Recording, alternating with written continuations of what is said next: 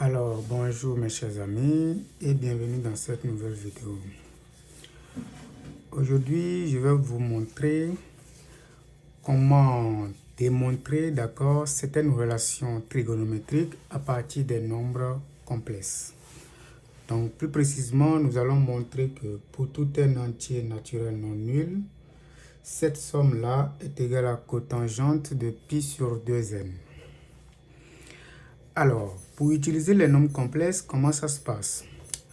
Premièrement, ce que je vous rappelle, c'est que exponentielle iθ, d'accord, c'est égal au cosinus de θ plus i sinus de θ. Ça veut dire que si je regarde bien sinus, d'accord, de θ, ce n'est rien d'autre que la partie imaginaire du nombre complexe exponentielle iθ.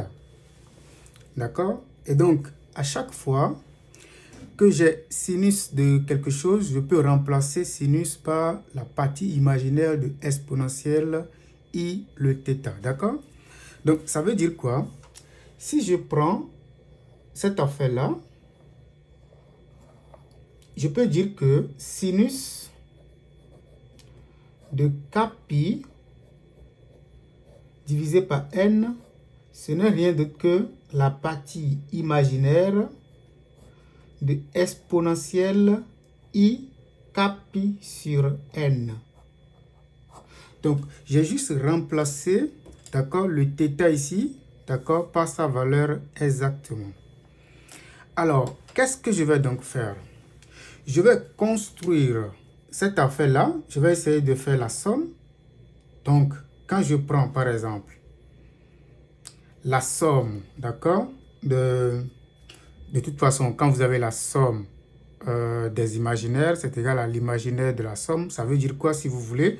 Je peux juste faire la chose suivante.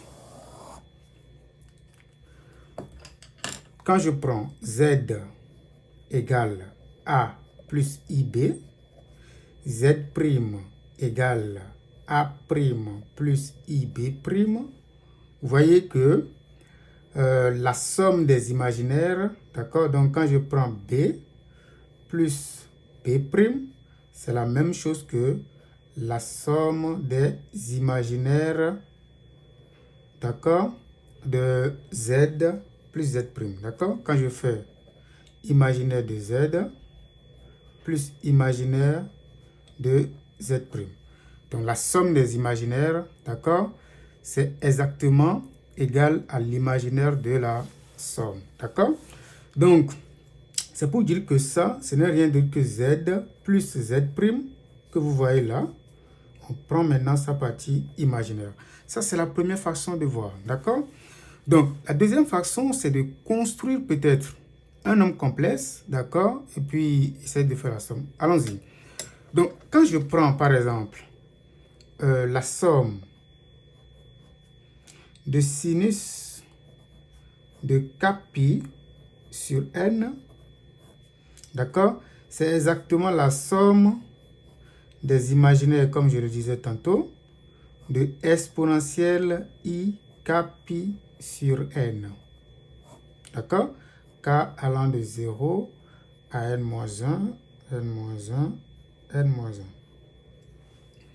Donc, comme je le disais tantôt, c'est exactement imaginaire, d'accord, de la somme de exponentielle i kpi sur n, k allant de 0 à n-1. Donc, ça veut dire quoi? Que nous pouvons déterminer cette expression-là, puis prendre sa partie imaginaire. Si on détermine cette expression-là, puis on détermine sa partie imaginaire, on tombe exactement sur cette somme-là. Donc, allons-y avec cette somme-là d'abord. Somme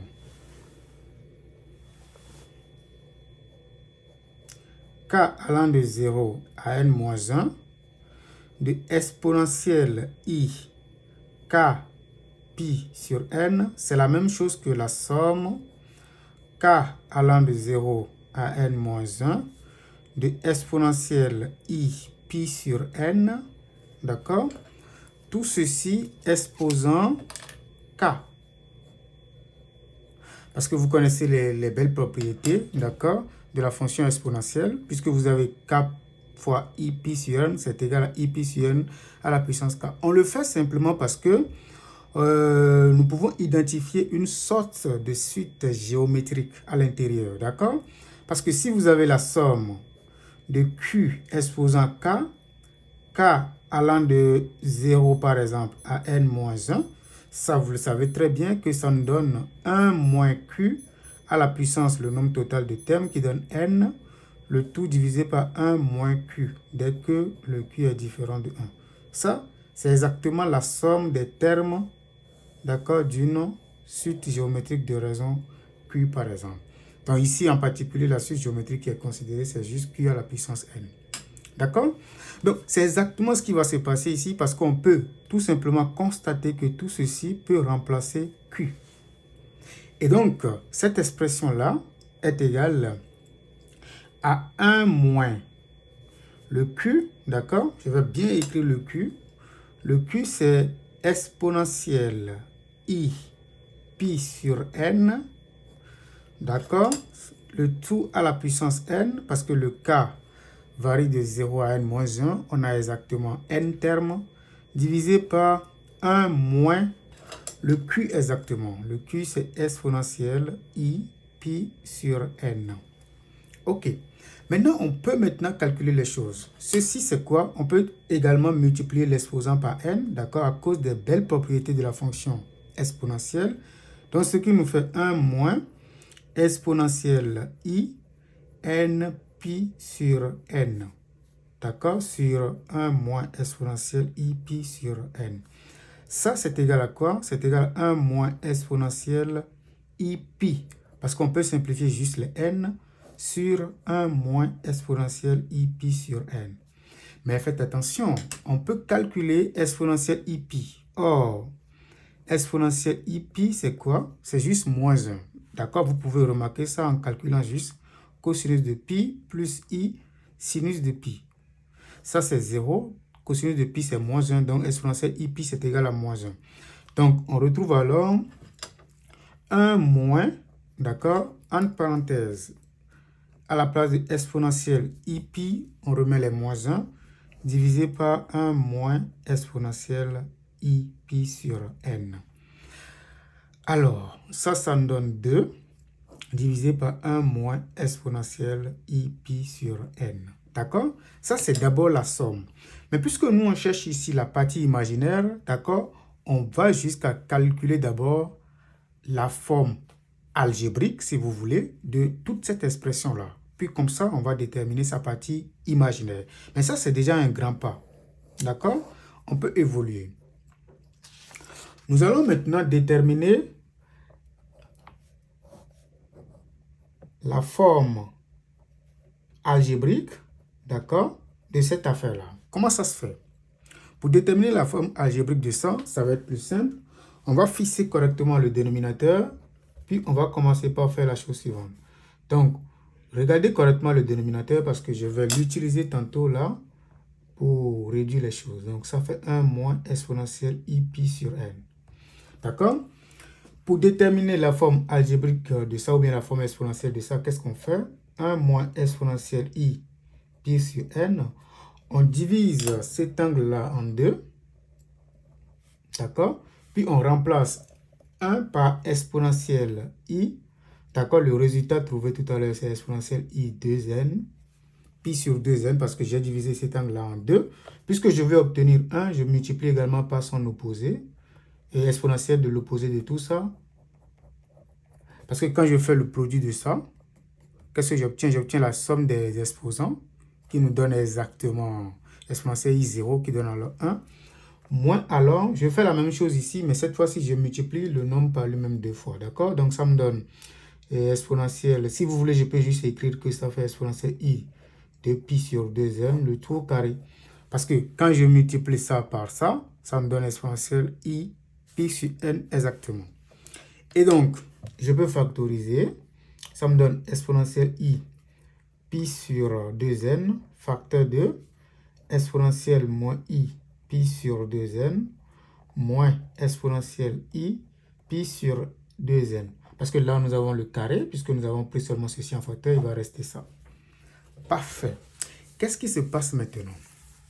Nous pouvons identifier à l'intérieur de ça, d'accord, la formule de l'heure, d'accord? Donc, je peux dire que ça fait moins exponentielle i pi sur 2n.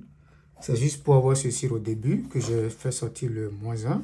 Ça me donne exponentielle i pi sur 2n moins exponentielle moins i pi sur 2n. Mais que dit la formule de l'heure? La formule de l'heure dit que exponentielle i θ moins exponentielle moins i θ, c'est exactement 2i sinus de θ. Donc, c'est ça que nous allons utiliser maintenant avec θ égale tout ceci. D'accord? Donc, on continue. Ça nous donne moins exponentielle i pi sur 2n. D'accord? Multiplié par exponentielle. Donc, ça me donne 2i sinus de pi sur 2n. D'accord? Donc, on peut maintenant réécrire notre fraction. Donc, 2 divisé par 1 moins exponentielle i pi sur n. Ça nous donne 2 divisé par tout ceci. Donc, ça me donne moins 2i exponentielle de i pi sur 2n fois sinus de pi sur 2n. Parfait. Qu'est-ce qui se passe ici? Je peux essayer de simplifier si vous voulez bien. Ça me donne 1 sur moins i exponentielle de i pi sur 2n sinus de pi sur 2n. Donc ça me donne, je peux faire l'expression conjuguée en quelque sorte de moins i simplement. Donc je multiplie par i en haut, i en bas, ça me donne i divisé par exponentielle de i pi sur 2n fois sinus de pi divisé par 2n. Qu'est-ce qui se passe maintenant? Je peux utiliser les belles propriétés de la fonction exponentielle pour dire que ça, c'est égal à i multiplié par exponentielle de moins i pi sur 2n. Parce que j'ai envoyé le exponentielle i, ceci, au numérateur. Ça me donne moins divisé par sinus de pi sur 2n. D'accord? Maintenant, ce qui se passe, c'est quoi? Je vais maintenant remplacer tout simplement le exponentiel i θ par son expression de départ qui donne i facteur de cosinus de cet angle-là, donc de moins pi sur 2n, plus i sinus de moins pi sur 2n. Le tout divisé par sinus de pi divisé par 2n. Et donc ça, je peux essayer de développer le numérateur un tout petit peu. Donc ça, multiplié par ça, ça me donne moins 1.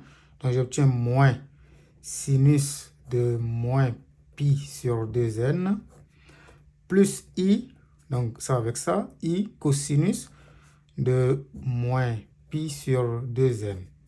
Le tout sur sinus de pi sur 2n. Qu'est-ce qui se passe? Ici, vous savez que la fonction sinus est impaire. Ça veut dire quoi? Que sinus de moins quelque chose fait sortir le moins. D'accord? Donc, le moins avec ce moins, ça me donne plus. Et donc, j'obtiens sinus de pi sur 2n. La fonction cosinus, elle est plutôt paire. D'accord? Le cosinus de moins quelque chose fait disparaître tout simplement le moins. Donc, ça me donne plus i cosinus de pi sur 2n. Le tout sur le sinus de pi sur 2n. Maintenant, je peux dispatcher, d'accord, ma fraction. Ça me donne ça divisé par ça, qui donne 1, plus i, ça divisé par ça, qui donne cosinus de pi sur 2n, sur sinus de pi sur 2n. Ça, c'est exactement cotangente qui est là, d'accord? Donc, ça me donne 1 plus i cotangente de pi divisé par 2n. Mais lorsque j'écris, d'accord, tout ceci sous cette forme-là, je connais automatiquement la partie imaginaire. La partie imaginaire, c'est ça. Parce que ça, c'est un réel. Et la partie réelle, c'est ça. Ça, c'est un réel. Ça aussi, c'est un réel. Donc, j'ai écrit le nombre complet sous la forme A plus IB avec A réel, B réel. Ça veut dire que ça, c'est la partie réelle. Et puis ça, c'est la partie imaginaire. D'où, d'accord, on vient simplement dire que cette somme-là, qui n'est rien d'autre que la partie imaginaire de cette quantité-là, qu'on a calculée, qui donne exactement ça, on vient de montrer que cette somme-là est égale à cotangente de ça. D'accord? Or, c'est quoi la partie réelle de cette affaire-là? Si je fais la même chose avec les cosinus, je vais simplement dire que je peux simplement dire que cosinus de kpi sur n, c'est égal à la partie réelle du nombre complexe exponentiel i kpi divisé par n. Donc, si je fais la même chose, la somme des cosinus de kpi sur n, k allant de 0 à n moins 1, cette somme-là n'est rien d'autre que la partie réelle de la somme de l'exponentielle i kpi sur n, k allant de 0 à n moins 1. Mais ça, on l'a déjà calculé tout à l'heure. C'est ça qui donne. Donc, ça fait la partie réelle de 1 plus i cotangente de pi divisé par 2n. D'accord? Ça, c'est ce qu'on vient de calculer tout à l'heure. D'accord? Maintenant, sa partie réelle, c'est égal à 1. D'accord? C'est pourquoi ceci donne exactement 1. Voilà. D'accord? Et la somme de cosinus, des sinus, on l'a déjà fait. C'est exactement ce qui est ici. Donc, c'est la fin de cette vidéo. N'hésitez pas à vous abonner pour plus de vidéos. Merci.